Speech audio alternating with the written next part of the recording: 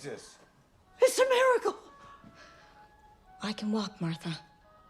Just hurts. So, there's a new Knives Out movie, and it's very different to the other two. It does something weird and kind of interesting that I haven't heard anyone talk about, and I want to talk about. This video will be mostly spoiler-free, no revealing who the killer is or how it happens. There will be some lighter reveals that touch on the themes and certain arcs of the story, but nothing that I think does spoil the film. So, let's begin, as ever, with a fancy train.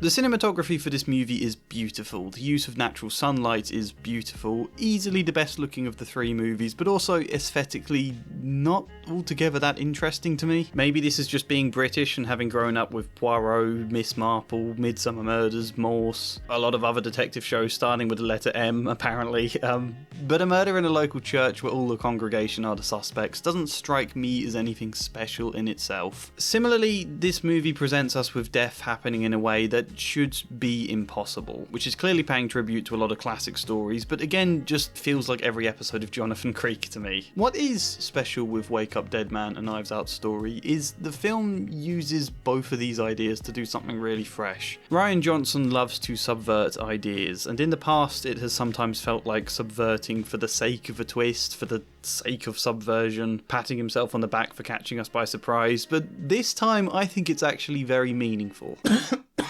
Okay, so what am I waffling on about there? Well, it starts by pointing out an issue with this film. I think one of the big problems with this movie is that most of our suspects don't feel like suspects. Most of our suspects have barely anything to do. I finished watching this movie about an hour ago and I can't even remember half their names. We have an absolutely star-studded cast here, right? Jeremy Renner, Josh Brolin, Josh O'Connor, Jeffrey Wright, other people whose names also begin with a J, apparently. Andrew Scott, my favourite ever Hamlet. A very few of them, though, have anything to do much at all, despite the runtime of almost 2.5 hours. Most of the suspects are very forgettable, and not because they're badly characterised, they just don't have any space to breathe. They don't really matter. And despite all of them having possible motives for the murder, there's not enough about them for us to really squint our eyes at, you know, to draw suspicion, to make us intrigued enough to glare at them with scrutiny etched on our faces.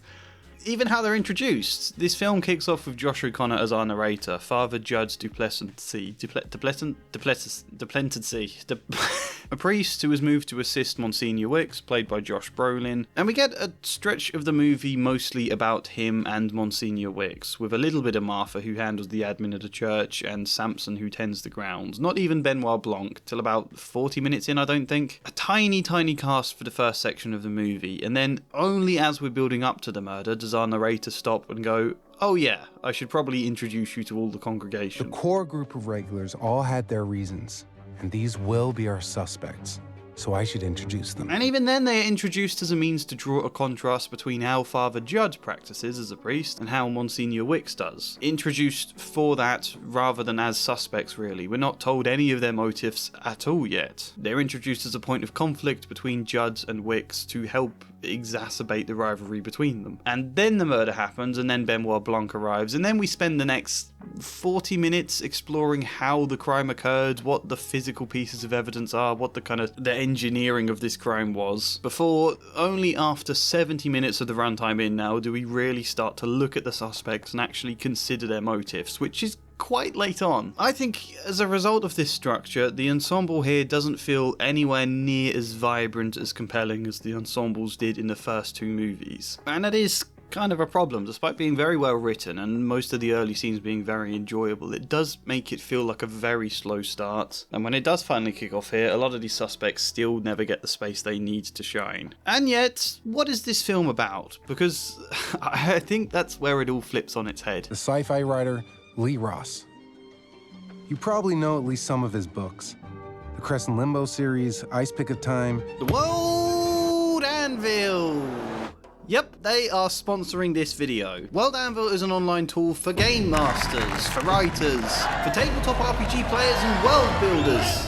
An online tool for designing worlds, creating characters, chronicling history, planning and managing campaigns from a plethora of different games. My best friend uses it for our D&D campaign, I use it for planning my novel. Far better and easier than the scraps of random A4 paper stuffed into a drawer that used to constitute my creative process. Not only can I keep everything in one place where I can easily edit anything I want to, but I can create timelines, hyperlinks branching off to specific characters or articles, family trees, a billion other things. You can even link them all to maps, like here's this basic map I made years ago. If I click on the character Tess, it sends me straight to her page where everything is redacted, and that's like the most basic thing you can do with your maps. There's other creators whose world building looks so much nicer than mine. There's a whole community network on World Anvil if that's your thing. There's so many different cool features for everything you may possibly need. In general, there's been lots of great updates recently, making the interface even simpler and smoother than it already was. World Anvil is great.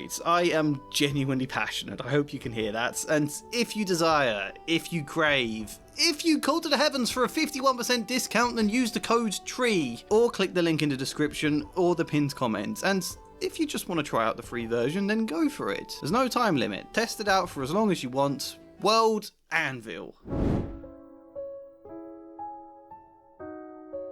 It is about religion, of course, at least in whatever senses of the word, where The Glass Onion was a big, farcical satire of clueless billionaires and the mythic aura that shrouds their stupidity in mist. Wake Up Dead Man provides us with a look into the cult-like leaders, the charismatic figures, the grifters, whichever words you want to use, which happens in this instance to mean Monsignor Wicks, a man who uses rampant aggression and hatred to radicalise his flock into following him so intensely that they immediately overlook all of his sins when presented with them, which is perhaps one of my favourite moments in this film. They discover he had a child from a woman years ago who he refuses to mention at all, and considering all his aggressive rhetoric in regards to his mother being the harlot whore. Yes, the harlot whore. This should be really shocking for his followers, and yet Jeremy Renner's character says, "We don't know this woman.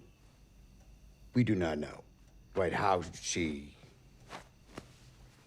What is truth?" I find this so darkly funny because it's the exact argument you hear all of the time in response to allegations of SA. His measly point rambles away into absolute nothing, and yet none of them question it at all because it still suits their means. Right, with various sources. We don't know that. We don't... What exists?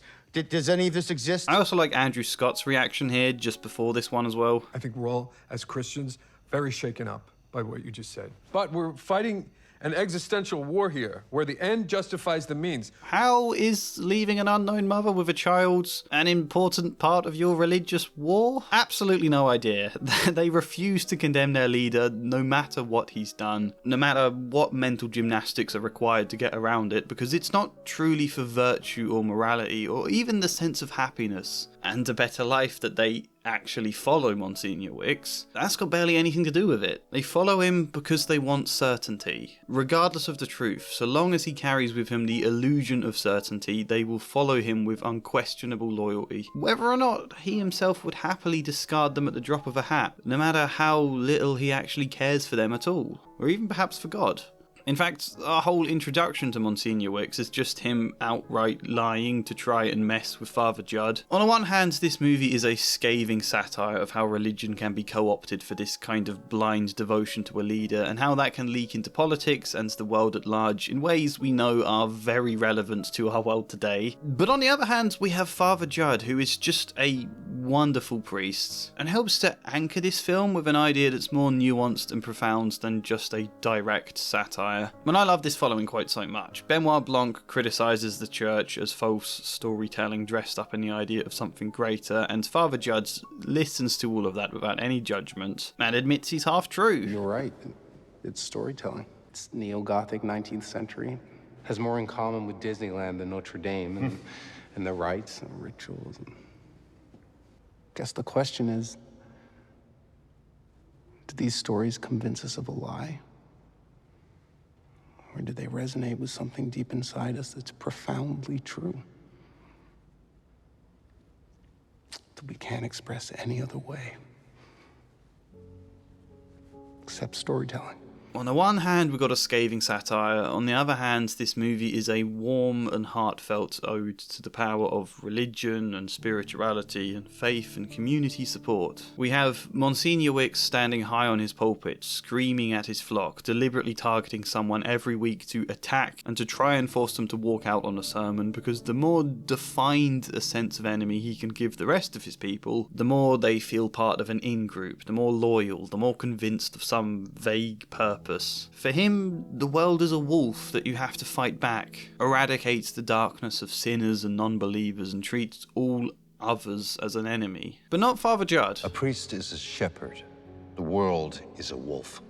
No, you start fighting wolves, and before you know it, everyone you don't understand is a wolf. Father Judd never once goes up the pulpit, never lectures anyone with what to do, spends the vast majority of this film not attacking people, but just listening to them and trying to connect with them, as made most obvious when chasing a clue. He calls a construction firm asking about their records, and the person on the phone, realising he's a priest, breaks down crying because their mother's really ill. And then all of the mystery and Benoit's own dynamism is put on hold as he goes into the other room, asks about her sick mother, prays with her, promises she can call him any time. And then she does, at the absolute worst time. Oh, Father Judd, it's Louise. How you doing?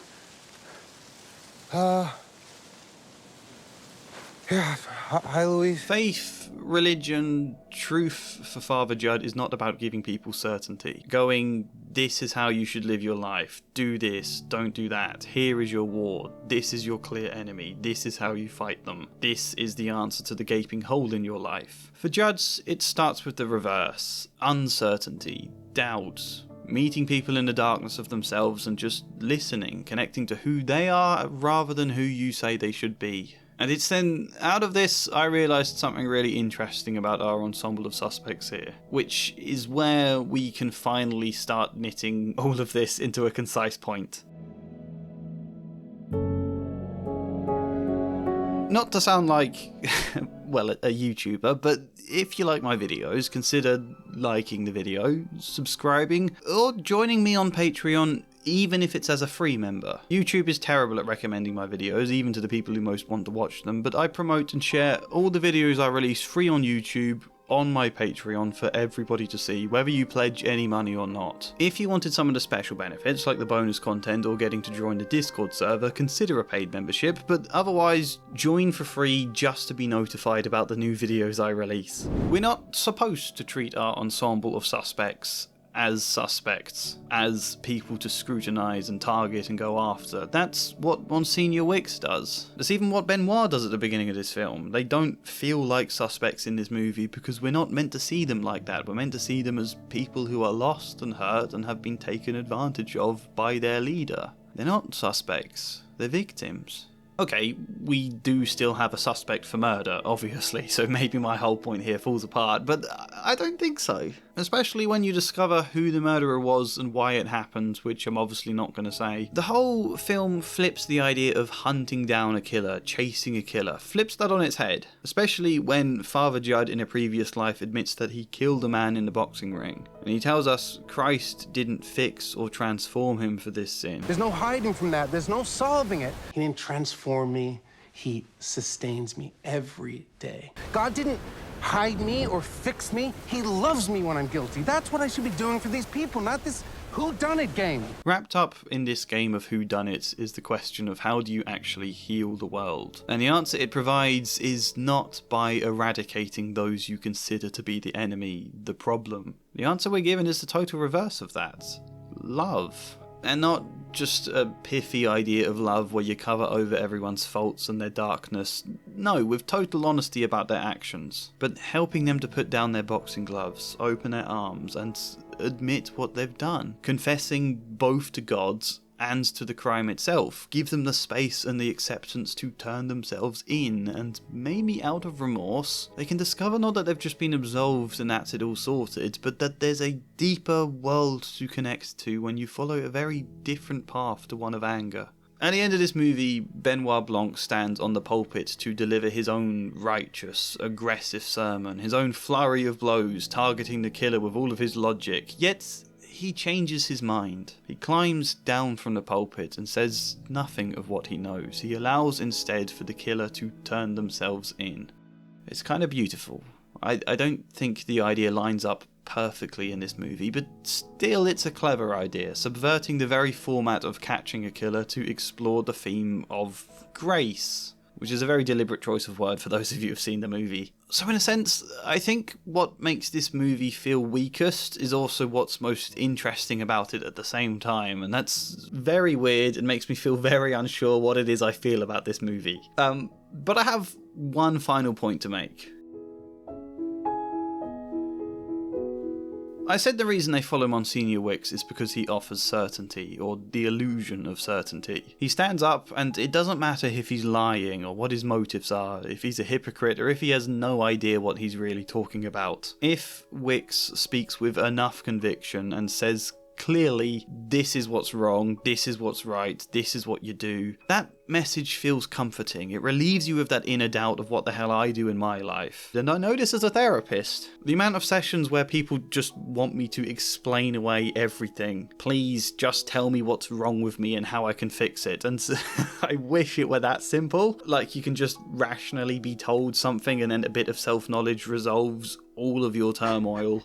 Can't you just give us the answer? Isn't that what all this is for? I mean, sometimes I think it feels like it does for a moment because your doubt has been relieved, but it's not the same. It's not that simple. I mean, if we ever want to process anything, part of that involves grappling with our doubt, wading through the mud with it, really exploring who we are as individuals and how we relate to others and where that all leads us. You knowing, finding purpose in life isn't a clear answer. It's not one definite thing you can encapsulate in a single word that suddenly clicks all of your life into place. And faith, too, isn't an answer. If someone could just explain religion with absolute certainty where you 100% believe the answer they give you, that's not really faith then. That's either delusion or fact. Part of faith is grappling with doubts and yet choosing to believe, right? Part of faith is the experience of wading through the mud of your doubt. We spend this entire film watching Father Judge doubt himself over and over again, and sure, you could get lost in that, or you could emerge from it feeling better connected, because again, is truth a simple answer? Okay, in some cases, yes, there is a killer. We can say who it is, how they were killed, why it happened. The answer to that question is what Benoit Blanc thrives on. He appears in the middle of this film saying, "Don't be afraid, I can answer your questions, I can solve this mystery." And when he stands on the pulpit, the congregation hangs on his every word because of that, because he gives them the hope of a clear solution. He speaks with so much conviction and drama about an answer, and then he stops. Despite him actually knowing the answer, he decides to pretend he doesn't in order that the killer can turn themselves in. And what's interesting about this is the second he stops giving them the certainty, giving them an answer, they desert him, they lose interest in what he's saying and leave. Sometimes we follow leaders not because of their leadership, but because they indulge a fantasy for us, feed us with an illusion, and the second that illusion is punctured, we desert them. Which is kind of ironic, and I enjoy that here, how eagerly we do follow people who profess to know the truth, no matter how fabricated or lacking in wisdom their words might be, so long as they sound certain enough. How rarely we follow those who stumble around in dark and doubts, even if that leads them to something more meaningful and honest. Sometimes truth is a simple answer, yes, but to answer life and faith and who we are, I don't know. Sometimes that just means connecting with people and what emerges out of that. Sometimes truth means a weird and convoluted story. One that is imprecise yet resonates deeply with something inside of us. Something you can only express through storytelling. And weirdly enough, I'm not a Christian.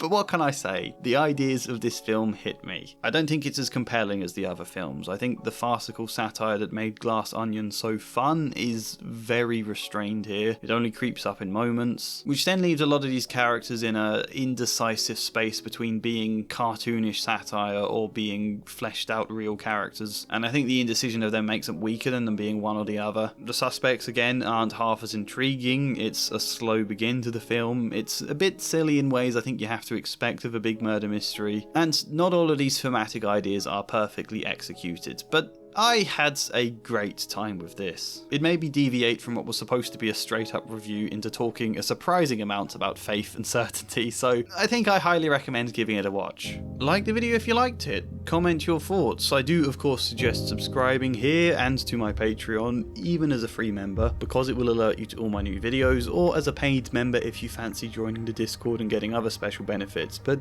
otherwise, hopefully see you next time. And as ever, a special thank you goes to Flying Spider, Luke Hoare, Michael Gallagher, Ben Marie, Thayfi, Chad Bramwell and Joshua C. Follier. Thank you.